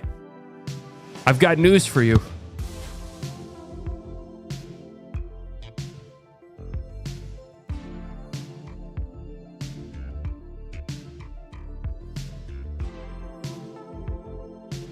Short stream today? Yeah, the video game streams are done. I mean, we're back to normal scheduled programming. If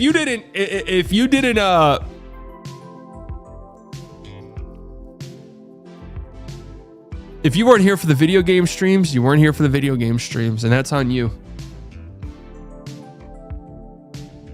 When we were live for 5 or 6 hours. We're back to regular scheduled programming. Thoughts on Frisco? Fine. Frisco's fine.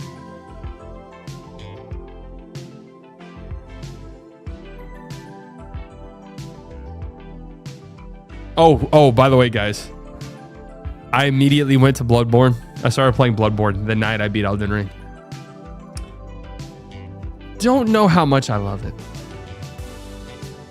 My only like real gripe with it is I know it's early game stuff. You know, I beat the first 2 bosses actually quite quickly. I forgot their names. That opening area, which when I first played the game when it came out, I never even beat. Never even got past the opening area. So I got past that pretty easily. Now I'm on the Blood Beast thing.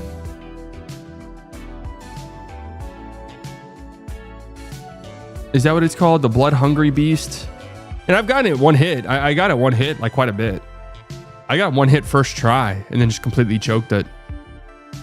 Bloodthirsty Beast. My only like real gripe with the game right now is like once you die, you basically have to farm for like potions and stuff, which I find like really fucking tedious and annoying.